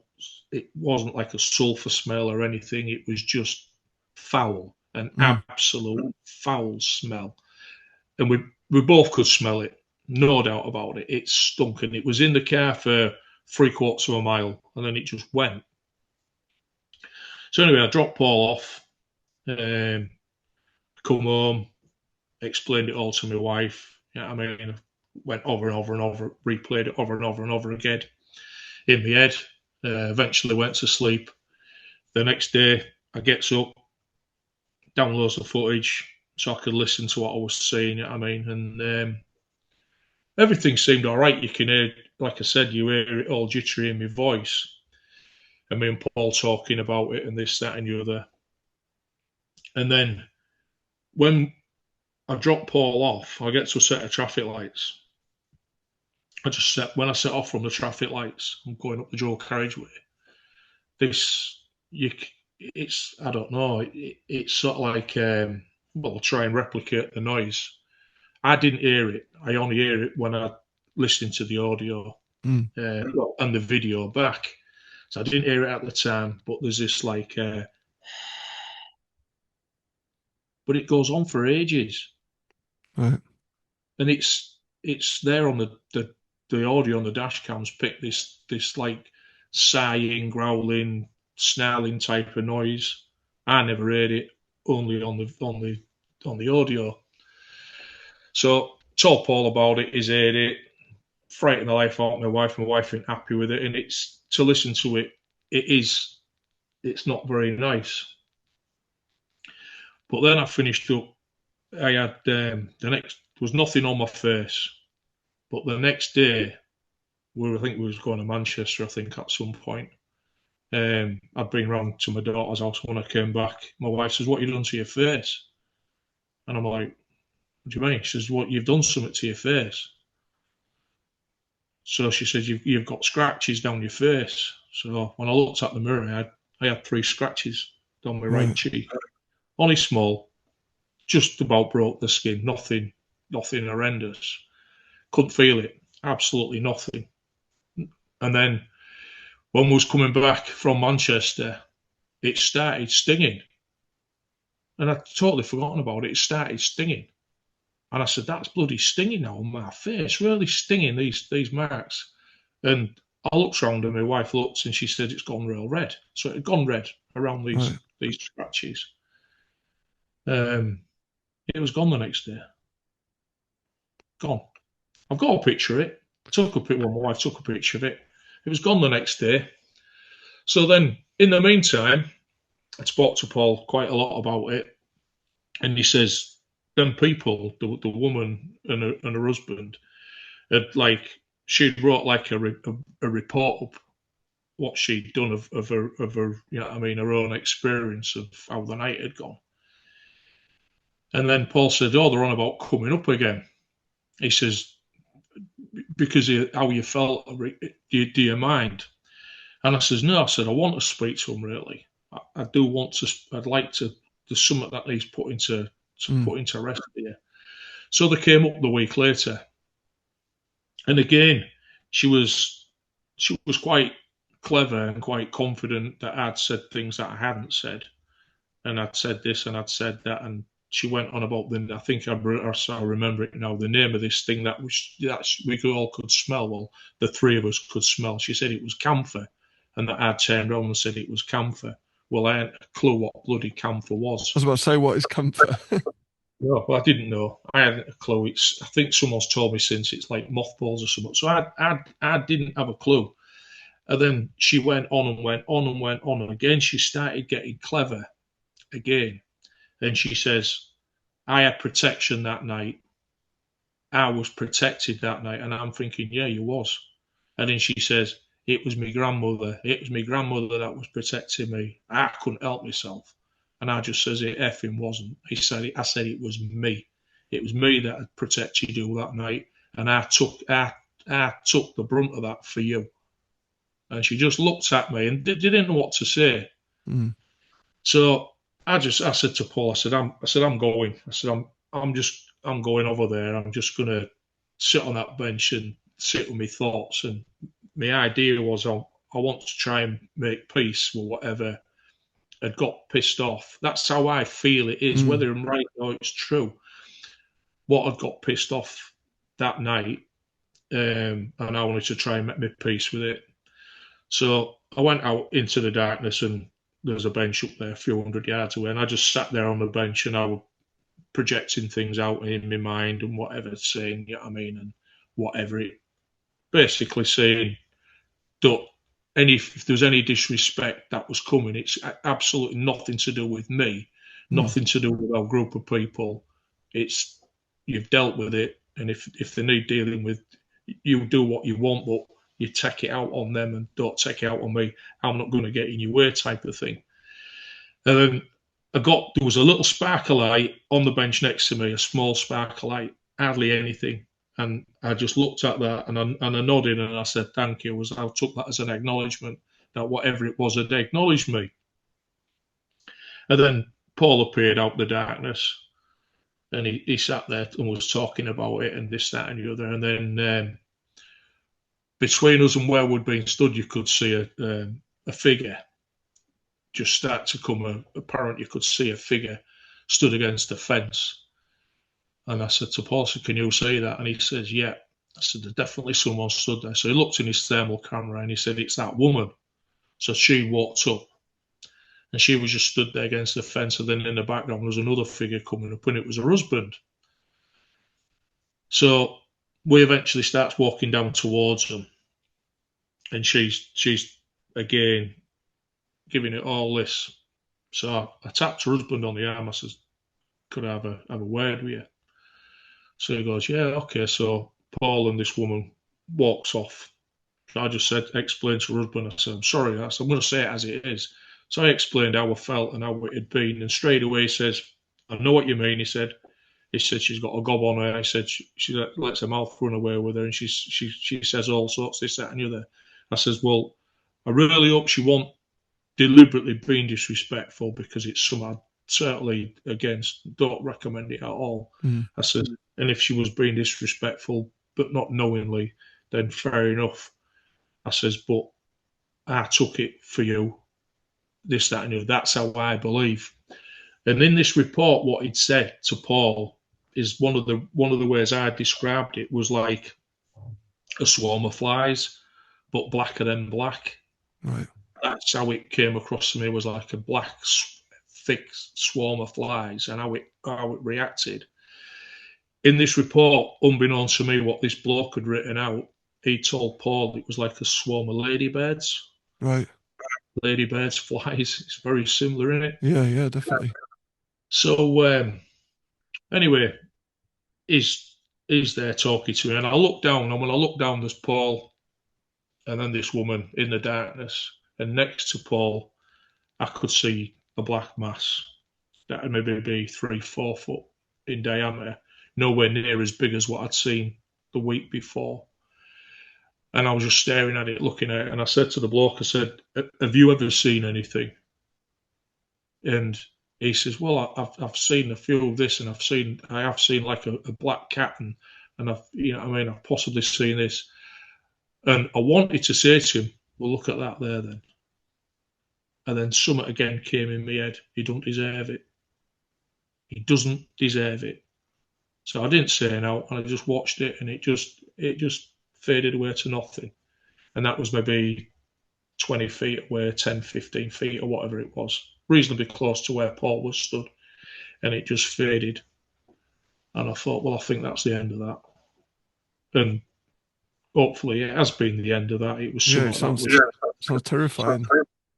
Yes, I mean, that was the reason I was a little bit edgy about saying it, because it's not just an experience of mine. It involved other people. Yeah. And the people should be more than aware of what had gone on. But that's my thoughts on that. That I'd got in the way of something, gonna do something, and I just got in the. I became aware of it and got in the way of it, and telling it to do one possibly be the right thing, because it wanted that place to do that. I think it was already a bit cheesed off that I'd got in the way anyway. Right. So I don't know. I can't say what it was. Yeah, it sounds quite negative. A negative. It was pretty, yeah. It was, well, it wasn't pretty scary. It was scary. Yeah, it sounds it. But I could see that. I could relate to that. There was something there producing that. It wasn't just a feeling of fear. There was something there that was chucking fear out. Let's say that's what. Yeah. Yeah, that does sound something that you wouldn't want to run into often. I've got one more question for you, and then a summary question, Ian, because I've taken up a lot of your time. So, we've had the release of the UAP files, and yesterday was interesting because there was some of the files that speak about some of the things that you and Paul have witnessed. And I imagine throughout all your time doing this, you've had naysayers and people mocking you, thinking you're mad going out there researching all this stuff every night, because I know I do. Does that give you some validation now? And how does it make you feel that it's official now that it's out there? I mean, exactly what's just come out over the last few days. I haven't seen it. I've seen what's been happening over the last few months and weeks and whatever. It does validate it. You know what I mean? And it should validate it to the masses. But still, there's still going to be people out there that aren't going to. And I don't really believe in all that. I mean, and especially, I mean, I can only speak for myself. I know the stuff out there. You know the stuff out there.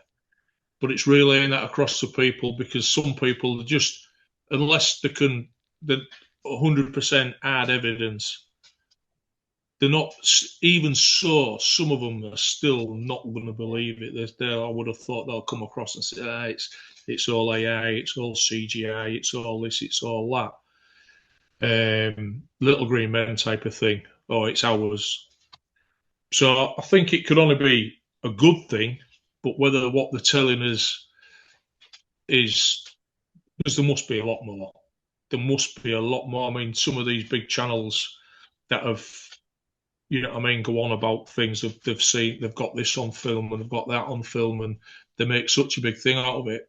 And then when we look at what we've, you know, not boasting or anything, but some of the stuff and some of the footage that we've managed to capture over the years, just blows them away. I'm not trying to big that up, but it does. It's like, what's that? Have you seen anything like this before? And like I said earlier, people who's experienced things and are privy to things that not everybody gets to see are coming around and saying that's special. Yeah, I mean, that is special. But yeah, the disclosure thing, I don't know. I mean, I dropped Nick off ages ago outside his house. His wife was stood there having a fag outside, and I saw a big, real good shooting star, winter time. And I went, bloody hell, look at that, that was good. And he missed it. And he says, what was it? So it was a shooting star. I said, it's got to have been, you know what I mean? And his missus, what was it? Was it aliens? Was it little green men? And I went, no, it was a shooting star. So don't you ever look up? And she went, why would I do that? Oh, well, this is typical what you're up against, isn't it? Yeah. Yeah. People just got their heads down in the phone. They don't look around. And if people look up to the heavens and open their mind a little bit, they'll potentially see something, and that'll change their own mind then, won't it? And on that, my final question to you is, how has your perspective changed in all your research and experiences? Do you have any answers, or do you have more questions? Certainly more questions. Answers. You have maybe a better idea in your own mind, but again, you can't. That's only how you can sort of like rationalize it in your own head. When you've seen something, you've come across something, and it wasn't just a fleeting glimpse. You've actually proper eyes on it. You know what I mean? We haven't exactly been able to walk up to something and pick it up. If we could grab something and bring it back and say, there you go, dink, there's a booger sphere or something, and say, come and do what you want. You know what I mean? Yeah. But then would people believe you? Yeah. Then would believe you. But yeah, there's more questions. There'll always be more and more and more questions. And people say, oh, you know about this. Well, how can you be an expert? You can't be. You don't know. You just go with your gut. Go with your gut. It ain't right. It ain't right. If you think it's man-made, it probably is man-made. So it's, you know what I mean? We've seen stuff. I mean, we was up there last year, and there was I think he's a serving police officer, or maybe retired now.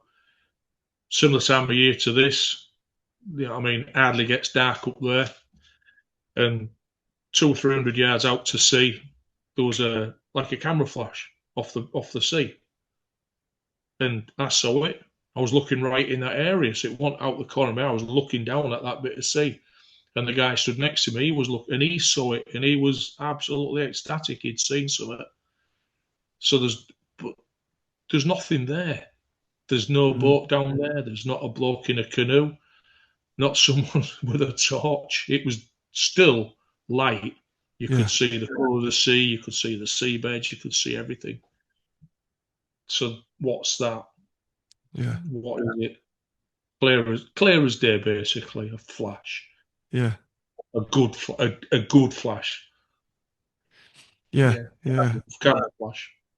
I always say that anyone that says they're an expert is on the beginning of the journey, because the more you learn, the more you realise you'll never understand it. I mean, I hear this saying all the time about these rabbit holes. It's not a rabbit hole, it's a rabbit warren, isn't it? Yeah. It's a rabbit warren.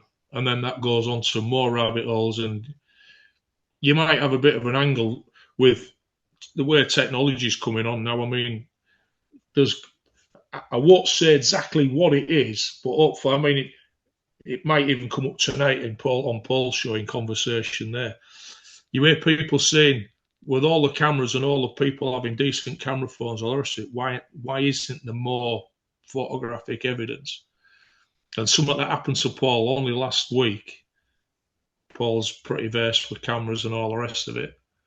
And something happened to Paul last week, which has really cheesed him off. It's nothing paranormal. He knows exactly what it was. I ain't going to spoil it. He knows exactly what it was. And when he rung me up and he told me about it, he was absolutely gutted that he hadn't managed to film it, even though he attempted to film it. And it wasn't just a fleeting glimpse of something. So it's a way of poking fun at him, but also being able to relay across to people that in the heat of the moment, the simplest of things are always easy. Yeah, and the more the technology advances, the more easy it is to fake it. So you're always going to have people doubting it, because there are more cameras and there is more footage, but at the same time, it's much easier to fake this, so people's level of belief is still exactly the same. Well, yeah, my daughter did a picture of me with long grey hair, and it looks good. I'm Yeah. thinking, I'm 12 again. Only thing was, it was grey. Yeah. But yeah, so you can with things like that. But if you've taken that picture or that video, and you know yourself, you haven't faked it. Mm. So to me, you can say to someone, "There you go. There's the video evidence. It's not fake. If you think it's fake, that's down to you. But I know it's not Mm. because I was there and I filmed it. Then Mm. that should be good enough for yourself. And maybe that's the point, though. Maybe it is just for you, that It may experience. be it. I mean, it's a lot better when you see something or you hear something and other people that's with you Yeah. have seen. And sometimes it's only maybe two or three other people that's seen or heard or experienced something all at the same time. But it's always, you've seen it. Like there's a saying, isn't there? If you think you've seen it, you have seen it. But it validates it to yourself. It makes you feel a little better. Yeah, but yeah, look at Mm. that. Anybody else see that? Yeah, I did. Oh, great. I'm glad someone else saw it. Yeah. Yeah. And That's then always you good. can sort of like, but then sometimes their perspective is slightly different from your perspective, how they've seen it. Mm.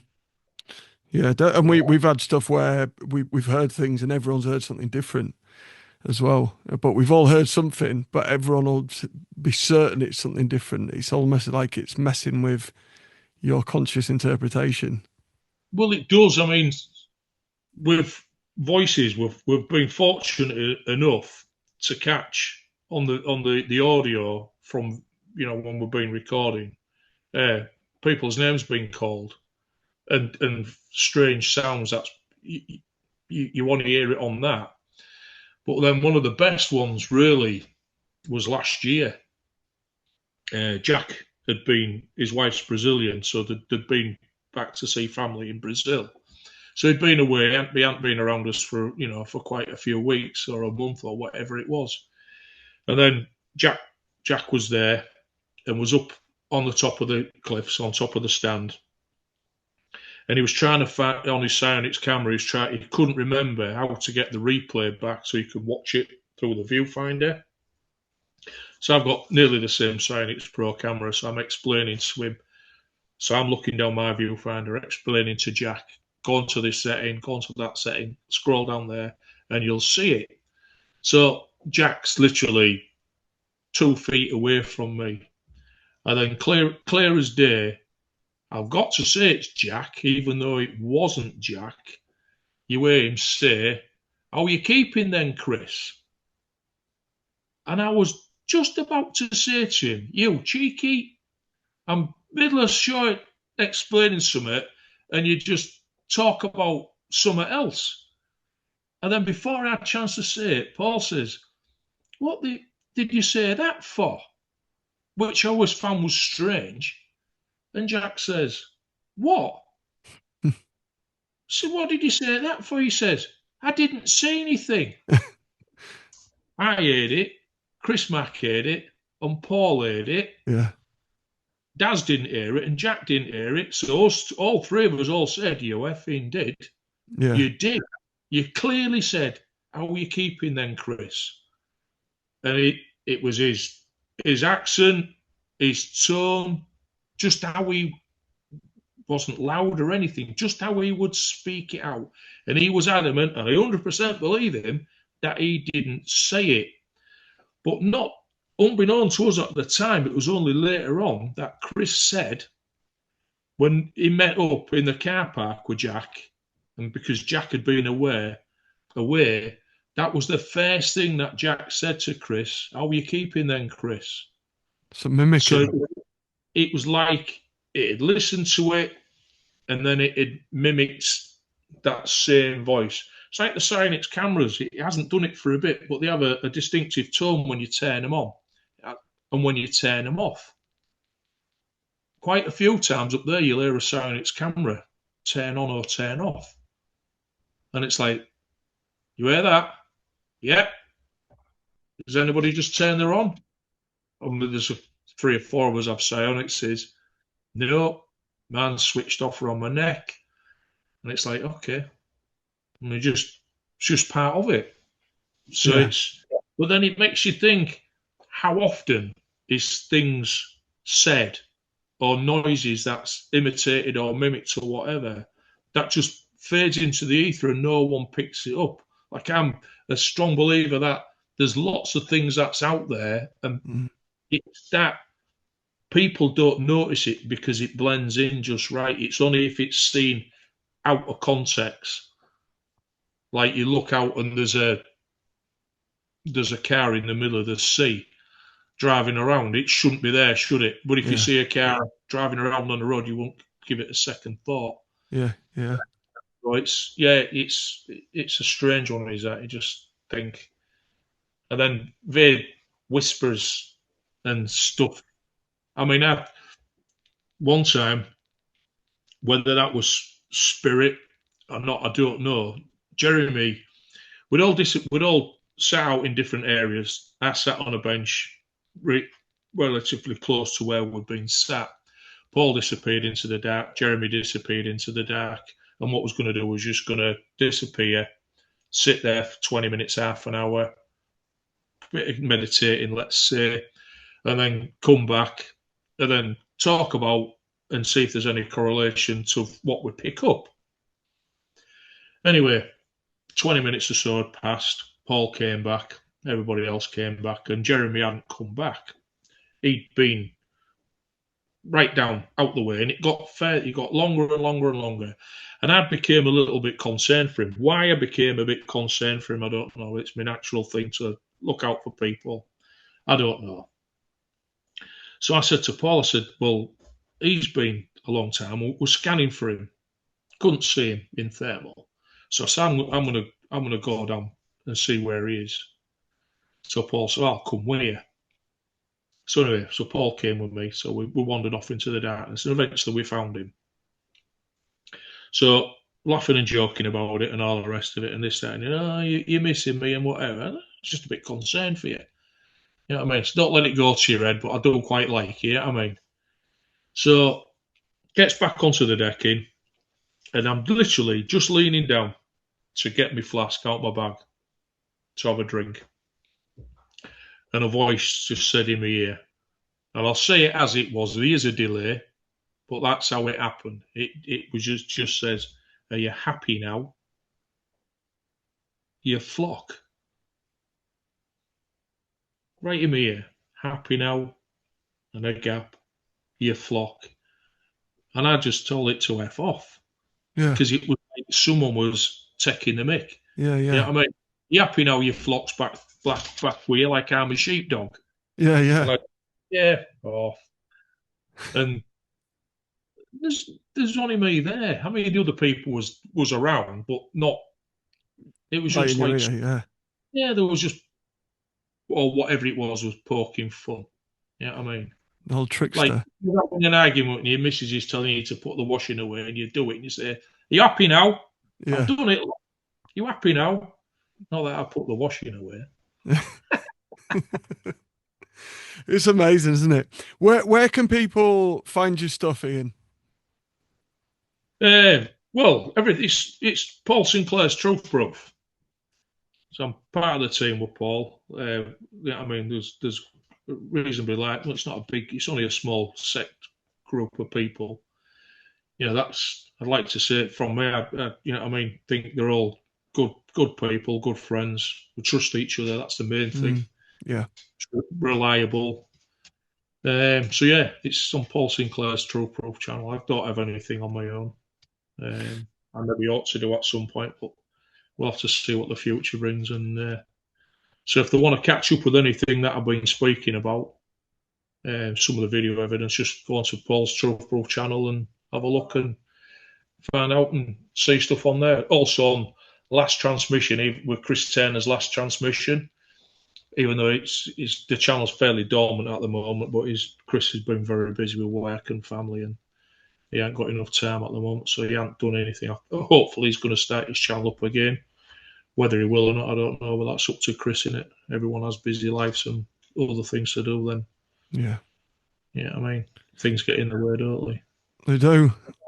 Well, Ian, thank you so much for joining the Fortean News podcast. No, you're welcome. You're welcome. It's been entertaining watching your cat mooch about and my dog running around in the bloody background. And what you didn't notice at the time, over your right shoulder, this feather just floated down.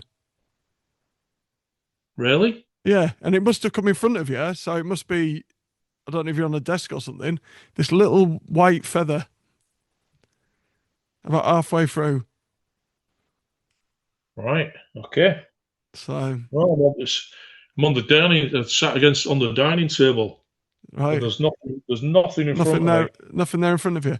I mean, it wasn't like, oh, what is that a feather? It was like definitely this little, like a down feather, just floated Yeah. down, yeah, from above, like as if it had come from the ceiling. Oh, it's a white marble table. I can't see anything. My wife's looking now. I can't see anything. All right. But it don't surprise me. Yeah. I mean, the bit where you said earlier on when I said I was telling that thing to do one to F off. Yeah, and then it cut. This just cut out at that particular time, and I just sat here blathering on, and it had frozen for me at this end, and then I realised it was. So uncanny, isn't it? I'm not surprised. Yeah. I really aren't surprised. Well, thank you so much for being here. It's been brilliant chat. I'm sure people are going to love this. Well, it's up to them. Make their own mind up. It's just, I say it as it is, and it's not everyone's. I mean, I'm not a yes man. No, that's what makes it really good to hear it, though. Yeah, no. If I believe someone's, I tell them if they think it's wrong, it's wrong. It don't always go right with people because some people want you to agree with them and say, yeah, what you've captured on film is something, and it's just, well, it could be, but I'm sorry, I don't think it is. In fact, I think it's this, but it's your film, it's your footage, it's up to you, and I don't mean to offend you. I'm just telling the truth. Yeah. So. Yeah. Well, thank you, Ian. No, you're welcome.